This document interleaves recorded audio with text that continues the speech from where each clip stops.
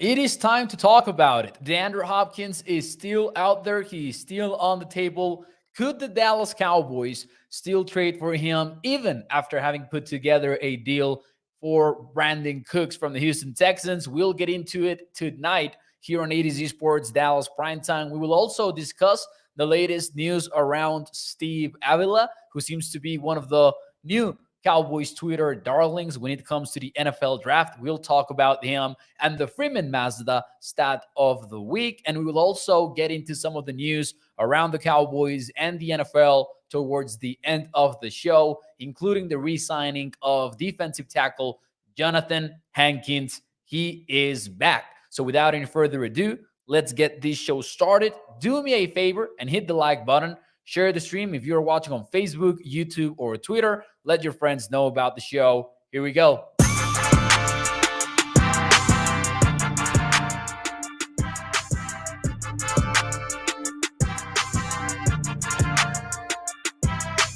What is up, everybody, and welcome into A to Z Sports Dallas Primetime. I am your host, Mauricio Rodriguez, streaming with you live every Sunday through Thursday night at 8 p.m. Central here on Dallas On Demand Sports Talk Network with a lot more content coming your way. Make sure that you check out atozsports.com/Dallas. And as always, remember that Freeman Mazda brings you prime time every single night from Sunday through Thursday at 8 p.m. Central. We'll talk more about them and the ride of the week as well as the stat of the week in a few moments here on the show. But before we do any of that, let's get right into tonight's main topic. DeAndre Hopkins. I think it is time for us to talk about him. I didn't want to buy into the hype just yet, and I still might not be fully buying into it. More on that later. But he remains available, and he might not be as expensive as many of us thought he would originally. Let's look at the facts. Hopkins has not been traded, first and foremost, but also the Kansas City Chiefs, the Buffalo Bills, who are perhaps the likeliest suitors for Hopkins, are reportedly out of the conversation. They are reportedly not trading for Hopkins.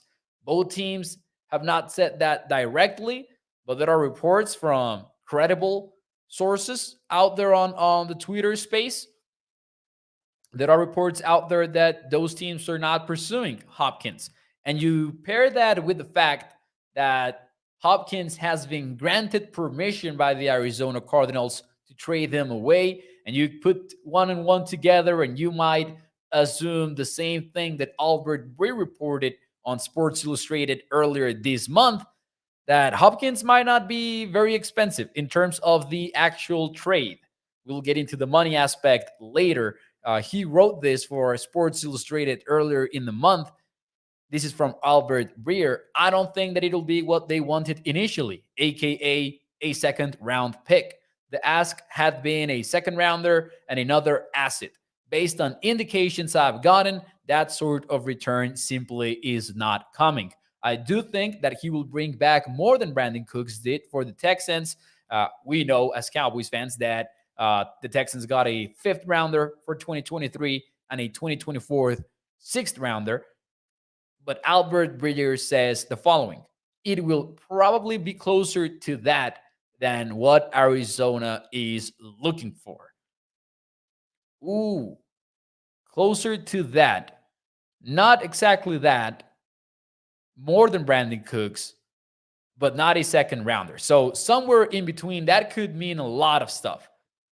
But what if DeAndre Hopkins costs you like a fifth rounder, a fourth rounder? What if he's significantly less expensive in a trade than many would assume? And he's still out there. And if you are the Dallas Cowboys and you're approaching this offseason with an all-in mentality, you have traded for Stephon Gilmore, you have traded for Hopkins, you have re-signed some of your top free agents, pretty much all of them. I mean, they didn't bring back Dalton Schultz, they cut Ezekiel Elliott, etc. But they did re-sign Donovan Wilson, paying a safety for the first time in many, many years. They re-signed Leighton Van Der Esch, and now they bring back Johnathan Hankins, and also maybe some smaller moves like Dante Fowler Jr., among others. From 1 to 10, I'll pose a question to you guys in the chat, and then we'll get into the financial aspect of it. From 1 to 10, how likely do you think a trade for DeAndre Hopkins would be at this stage of the offseason?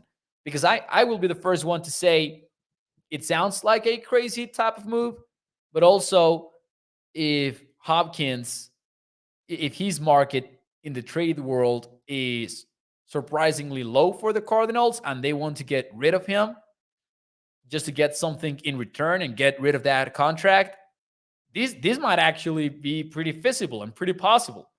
Let me know in the chat from 1 to 10, how possible do you think that is? By the way, welcome everyone into the show. I started off that rant and didn't read your comments. I'm sorry for that. Shout out to all of you, though. We've got Toxic Tom in the house. We've got Katharina, Jeff as well, John Jones in there, Nicholas, Bruce, Chris Brown. Thank you, everyone, for joining the show. Let's see some of your comments here. Jason goes with the 6. Lance goes with the 6. Donnie with the 8. Katharina goes with the 8 as well. Gregory with the 4. Tommy915 goes with the 6. Christopher says 6 and trade Michael Gallup in the deal. I don't see that happening. I don't see that part of it happening just because, I mean, they did restructure Michael Gallup's contract recently. So I would be very surprised if he's involved in a deal. I would guess that won't happen. Toxic Tom says, I think that Dallas would need to move Gallup to do this. I don't see Arizona, a team trying to cut payroll, taking on Gallup's deal. I don't know if they would have to move Gallup's contract, but we'll get into the financial aspect of it. I'll tell you this, though. My answer is a low one. I'm going to go with a low answer. I'm going to go with a 3. However, this is still objectively on the table, in my opinion. I would assume that it is a little bit of out of the box suggestion, because the Cowboys are already in this, for them, uber aggressive mode that we are not used to. I think they are being honest about them putting together their version of an all-in offseason. This is as close as we're going to get to that, probably.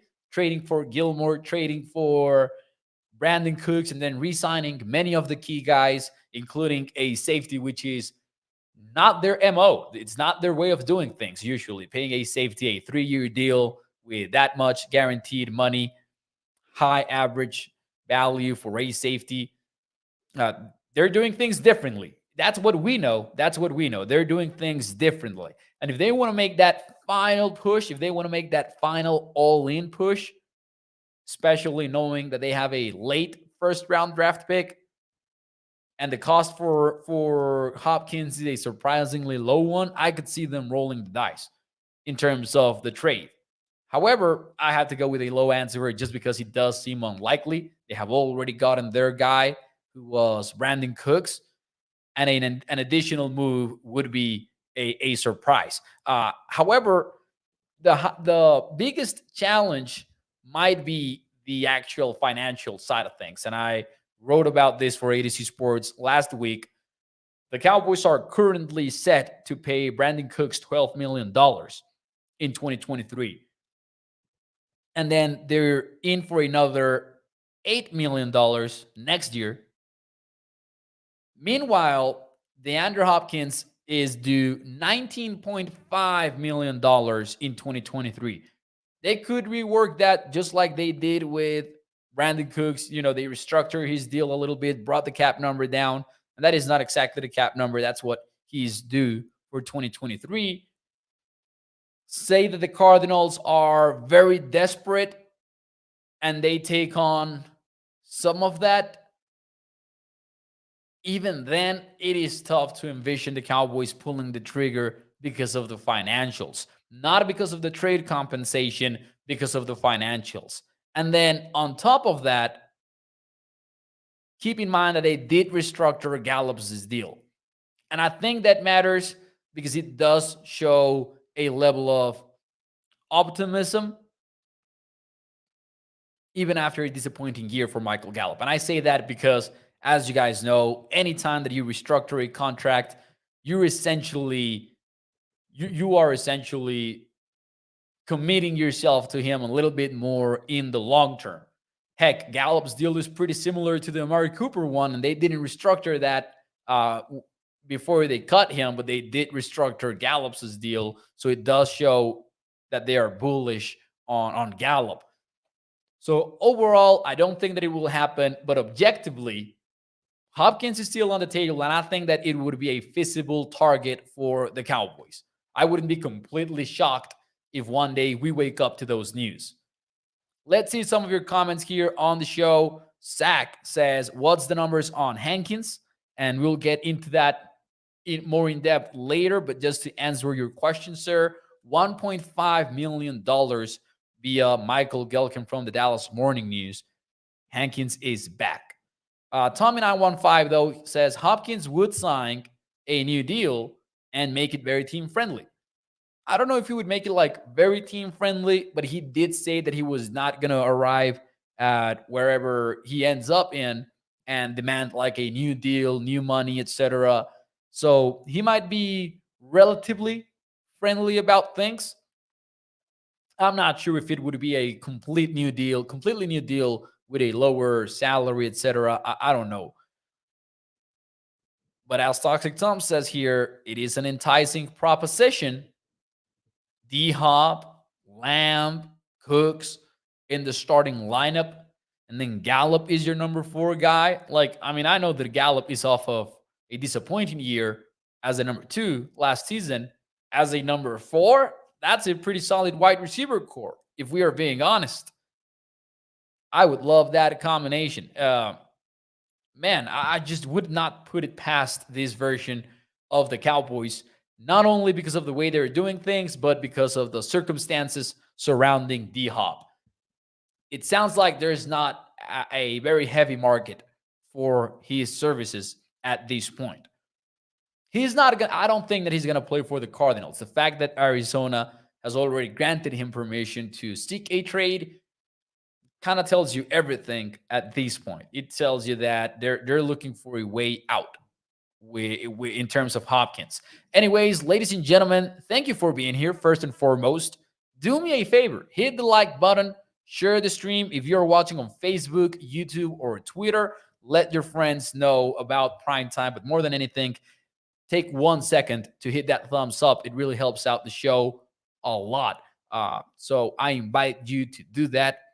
Take one small second, hit the like button for me.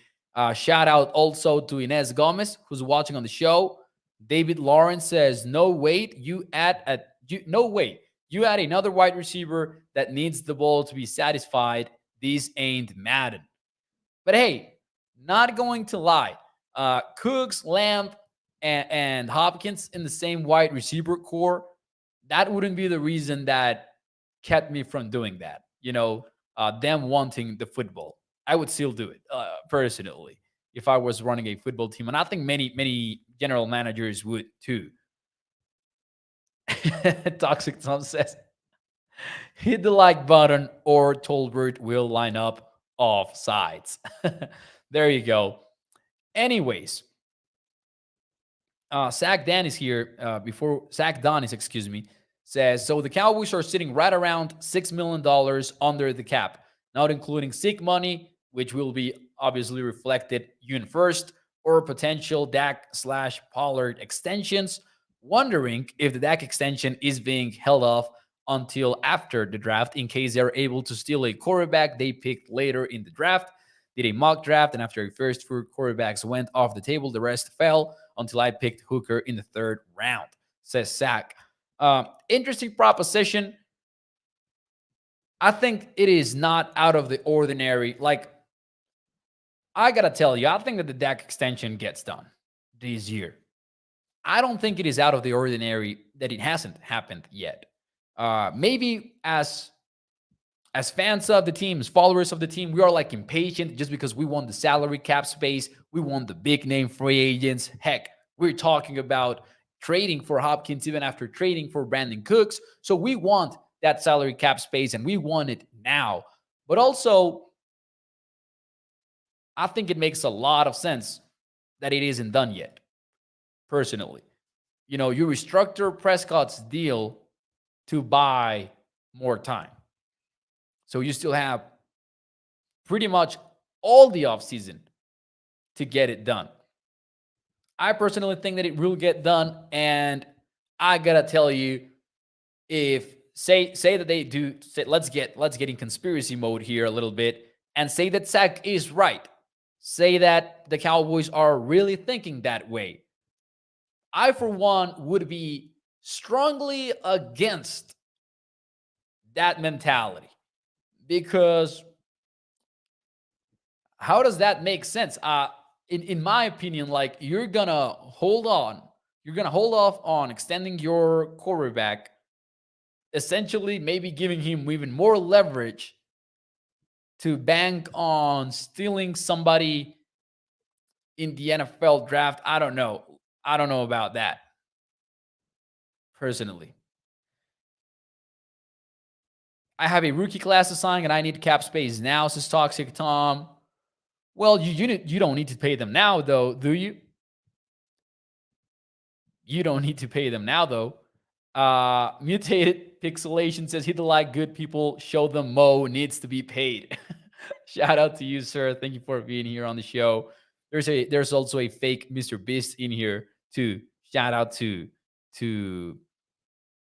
Mr. Beast.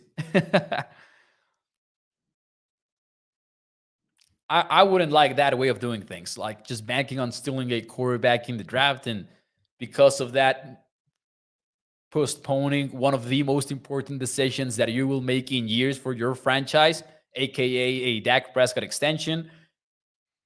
We had five, essentially four predictions, and then we predicted the rest of the free agents. But we had a show making four free agency predictions not that long ago.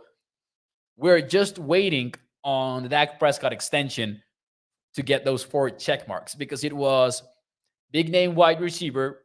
Cowboys got Brandin Cooks. It was cutting Zeke, re-signing Dono, and extending Dak Prescott. So we are one away from a perfect score on that show. If we exclude the rest of the free agents that we predicted, we've gotten some mistakes here and there. I thought that Cooper Rush was not going to re-sign. Obviously, he did. But I will say this, though. The Cowboys it does seem like they're looking at quarterbacks heading into the NFL draft. Does seem like they are. Tommy915 says, maybe he's a real one, Mo. Hey, maybe it's the real Mr. Beast. With that guy, you never know, honestly. Shout out to Mr. Beast if he's like really watching at this moment. I don't think so. I don't think that Mr. Beast is actually out here watching ADC Sports Dallas Primetime. He might be a Cowboys fan. Who knows? Yo, how crazy it is that, like, he has done videos like this before. Like, I'm not buying into it. Don't worry. I'm not getting excited thinking that Jimmy is watching us right now. But crazy to think that those videos that he has made, everyone has thought the same, essentially. Anyways, moving on a little bit here on the show, I see some people talking about drafting a tight end or an offensive lineman. I see people talking about best player available. We need a new quarterback, says Dan Williams. I see people talking about the draft. We're going to get into the stat of the week in a few moments here on the show, and it's going to be about one of the new Cowboys darlings, apparently. I'm just going to read this one before we move on from the Mr. Beast theories. All in, Toxic Tom says, please, Mr. Beast, buy the Cowboys. Yeah, if this is a video in which you're trying to give away money to the people watching or the host of the show, we don't want that. We want you to go and buy the Dallas Cowboys, please. Sell the channel, sell Fistable, sell all of it. Purchase the Dallas Cowboys. We challenge you to do that. Anyways, now let's get serious. Let's get into the Freeman Mazda Stat of the Week. Ladies and gentlemen, welcome into the Freeman Mazda Stat of the Week, presented to you by Freeman Mazda. And this time, it is a draft-related stat. If you are a Dallas Cowboys fan and you follow Cowboys content on Twitter, on Facebook, on YouTube, chances are by now you have heard about TCU offensive lineman Steve Avila. He honestly has become one of the top pet cats in the Cowboys Twitter community and the Cowboys draft community. And it's easy to understand why. Number one, the Cowboys do have a need at offensive line. We don't know who's the projected starter at left guard right now. The Cowboys are even discussing the possibility of starting Terrence Steele at that position. So it's logical that they're interested in Steve Avila. And I wanted to make the Freeman Mazda stat of the week about him because it turns out he is one of the top 30 visit guys for the Cowboys. And we know that for Dallas, those matter because historically they have had visits with the guys that they draft. And look at the stat of the week. Here we go. Steve Avila had 540 pass blocking snaps in 2022, and he allowed 0 sacks in those blocking snaps, in those pass blocking snaps. Pretty remarkable numbers for the TCU prospect. I personally have not dived into his tape yet. I am just one game into him, so I don't want to give you my thoughts just yet, but we'll get into that later on primetime. However, I will say this. It seems like he fits the Tyler Smith bill a little bit in the sense that he is raw. He is not a developed prospect yet. He is not the technician. He does have some athleticism, some lateral agility, and all of that. I don't know if he is as nasty of a blocker as Tyler Smith, but Steve Avila, look out for him. It appears like he's one of the Cowboys' darlings at this point. Some people have him graded as a first rounder, some people as a second rounder, but do keep in mind the Cowboys are picking 26th overall in the NFL draft. So if you want to get Avila, chances are you have to do it in the first round if you are the Dallas Football Cowboys. So there you go. That is the Freeman Mazda stat of the week. Let me know in the chat, would you or would you not draft Steve Avila with pick number 26? And obviously, it depends on who else is available. But just in a probability scenario, thinking about who could it be available, would you like or dislike drafting Steve Avila? Let me know in the chat. And while you do that, and before I give you my answer, let me talk to you about the guys that make this segment possible and this show possible. Freeman Mazda, a family-owned business for over 65 years. You can check out their dealership over at Irving, Texas, and you can also browse their website over at freemanmazda.net. In there, you can see their wide range of new and used vehicles, as well as the features of every car, pictures of the outside and inside of each vehicle. And as we do around this time here on Prime Time, it is time to talk about the Freeman Mazda Ride of the Week. In this case, the 2023 MX-5 Miata Grand Touring. This one starts at $34,115. It's got Apple CarPlay / Android Auto, manual transmission, a convertible roof, premium audio system, a blind spot monitor, and a miles per gallon capacity of 26 when you are in the city. That goes up to 34 when you are in the highway. So make sure you check out Freeman Mazda and the Ride of the Week on their website, freemanmazda.net. Let's see what you guys have to say in the chat about Steve Avila. I'm very interested in getting your thoughts about him. Hey, I got to tell you something. Cowboys, BPA, team needs. They kind of can do both. They kind of can do both. They took CeeDee Lamb when he was available, even though they didn't really need a wide receiver. And then last year, they just they just took their position needs almost in order, right? They got their offensive lineman, they got their defensive end, their wide receiver, and then their tight end. Like they hit each position need one by one. Was it a coincidence? Were they drafting by need? Who knows? But they nailed pretty much all of those picks last year. I mean, Jalen Tolbert might be the one that is a huge, huge question mark. But we'll see. Let's see what you guys have to say about Steve Avila. Would you like it or dislike it? Tommy915 says, I like him. Toxic Tom says, Steve looks like a real life Goomba. I take the money father of five, says Jack. Speak for yourself, Mo. Oh, no. People are talking about the Mr. Beast right there. Let's see here. David Lawrence says, I think that we pick him in the first. Toxic Tom says, if it's the 26th pick, then no. No for Lost in Translation. Lance goes with no. Gregory says, is he a guard? For the Cowboys, he would be a guard. Yes, sir. Played a little bit of both in TCU, though.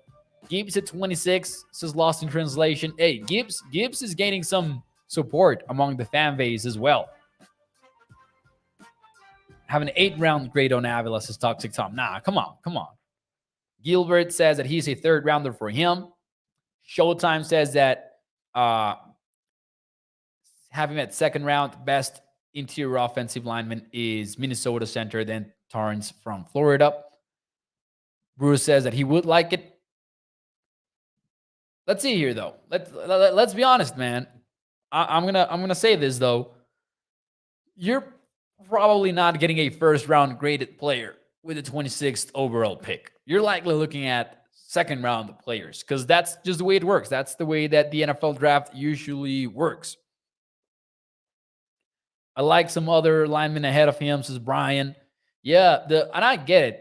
I personally have not finished watching the linemen. I have watched Torrance. I like him.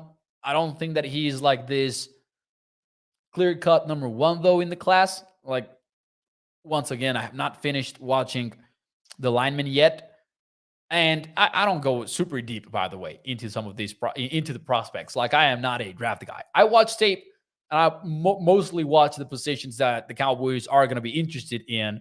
And I just, take a few notes here and there. But honestly, there are draft people that you should listen to before me. Just want to put that out there and want to keep it real with you guys. But I've seen that it's kind of like pick your poison at offensive line this year, especially at inside offensive line. Like some people have Torrance ahead of Avila. Some people have Avila ahead of Torrance. Then somebody mentioned the Minnesota guy is also in there every time. So we'll find out. I will tell you that, though. He looks raw. Steve Avila. We know that the Cowboys likely do not care about that based on what we've seen in recent years, especially the Tyler Smith pick last season. Let's see here, ladies and gentlemen. Let's see. Hit the like button, y'all, says Toxic Tom. His birthday likes are what he wants as a gift, says Toxic. I appreciate you, sir. Do me a favor, though. Do hit the thumbs up. Thank you for joining the show, by the way. We are over 100 people right now in the stream between Facebook and YouTube, and we are at 32 likes. We need to get that number up for sure. Do me a favor and hit the thumbs up. Anyways, let's get into some more news. Let's get into some more news around the NFL. Mainly, the Cowboys re-signed Johnathan Hankins. So he's back. Nose tackle for the Cowboys. It was a must because the depth chart for Dallas was not looking very pretty at defensive tackle. And you might still need somebody else, but now you don't need that nose tackle because you've got him in Hankins. Many people were speculating, and even us here on Primetime, many people were speculating about Hankins wanting to sign until late in the offseason. But it's cool that the Cowboys took care of that deal because it speaks volumes as to how happy they were after trading for him. They value him very clearly. They re-sign him, get him back for at least another year, $1.5 million. Quinton Vahana is also on the team, so now you have some sort of depth. And then a little bit wider, but Ozo Diasuwa, Tree Technique is your starter. So probably Hankins and Osa are your starters right now at defensive line. And I think that the Cowboys could still look to add somebody in the draft at the position because it is a thin group. Now, what helps make it better is that Dallas has some versatile guys. They use a lot of defensive ends inside. Dan Quinn shows a lot of very creative defensive fronts in third and long situations. He'll roll out a NASCAR front, which means 4 defensive ends or 4 pass rushers. And sometimes only one of them has a hand in the dirt. So Cowboys defense has a lot of versatility, but we still need to know. We still need to know who else is going to be a part of that defensive tackle group. Hankins is a good signing, says Lance Bell. I agree. Robinson going to a contender is deadly, says Philly D. Hope that the Eagles take him. Mo, do you think, says Gregory, the next year's draft would be better for offensive line players? Not going to lie to you, Gregory, I do not have that answer for you, man. Usually I'm very late to the draft process. I kind of like postpone it until there's no more time. Next year, that's going to be my one of my New Year resolutions. I know it's almost April. Do not judge me. But one of my resolutions for 2023 is going to be getting started early in the draft process. So during the season, so when the time comes, I'm not rushing through some of these guys' tape. Some other NFL news, though, that I wanted to get to. The league approved something that has been widely controversial when it comes to Thursday night football. They essentially approved that teams can play twice in the same season on Thursday night. But let me clarify here. That doesn't mean that they can do the same thing that the Cowboys have done all these years and play Thursday night and then the Thanksgiving game or the other way around. That has nothing to do with it, right? They can play twice in the same season a Thursday night football game on short rest. NFL teams out of a 17-game schedule can have 2 short weeks now in the same year. Man. What do you guys think about that rule? Do you thumbs up or thumbs down for that new rule? Jerry Jones obviously voted in favor of this. I couldn't be more against it. Obviously, NFL players are already sounding off on it. NFLPA has not said anything from what I've said. I even checked before the show to see if there was already like this statement from the players union against the decision. I couldn't be more against it. Thumbs up, thumbs down. Let me know in the chat. We know that this is not good for players' safety, right? Like, the NFL argues that there is no data on the injuries or on injury rates being higher on these games. But how many times, and this might be just anecdotal evidence, but how many times have we seen players miss the game in the first place? Like not even get injured during the games, but not make Thursday. And I've always said this to lay out the example, because you cannot tell me that it is the same for players. There's just simply no way. This is how an NFL week is constructed every year in the NFL and for basically every team. You get your game day on Sunday, then Monday and Tuesday, players are not really working. They are rehabbing, and it's the coaches who are hard at work, holed up in a room, watching tape, getting ready for the rival, getting together the game plan. And then also the quarterbacks are involved in that process. And then on Wednesday, First practice, install, maybe some walkthrough stuff. Then Thursday and Friday, teams do things very differently. But just on Wednesday, you are getting the install, right? Just on Wednesday, the coaches are letting the players know what the plan is. Monday and Tuesday are all about rehab, all about rest.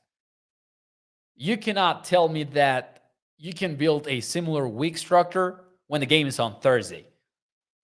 Like, you get out of that game day and maybe on Monday you're already getting the walkthrough. You don't even have time to like rehab. They don't even practice during short weeks at this stage. Kind of sucks. I hate that decision, but obviously, although the I'll get to that comment in a moment because I gotta respect it. That was a very good one. I'll get to it in a moment. I will just say this. The NFL preaches about player safety. They talk a lot about it. But just like rock always beats paper, the other way around, actually. Just like paper always beats rock and rock, paper, scissors, money always beats player safety when the NFL is making their decisions. And Amazon has a lot of money. $1 million per year is what they pay for their rights to broadcast the NFL. There you go. How's Nelson? You guys are ruthless. How's Nelson says, fairly certain that your eye has its hand raised to ask a question. Hey, it's going down. It's going down. I think that by Sunday, we're not going to be worried about the eye. For those of you who are new to the show, we've been dealing with the eye stye for a while now. I gotta respect House Nelson for that comment. That was a good one.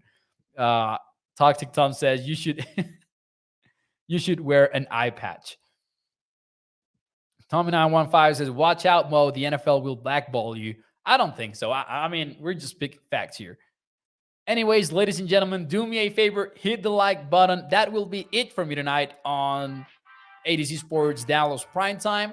But it is just Wednesday. That means that we will see each other tomorrow night at 8 p.m. Central. Look at my good eye. You guys are having fun in the comments. That's why I love you.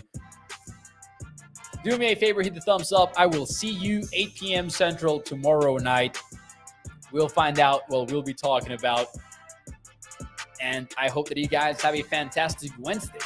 Check out adcsports.com/Dallas. And as always, remember that Primetime is brought to you by our friends over at FreemanMazda.net. Make sure that you check them out and the ride of the week. Nos vemos el día de mañana. Hasta luego. Bye-bye.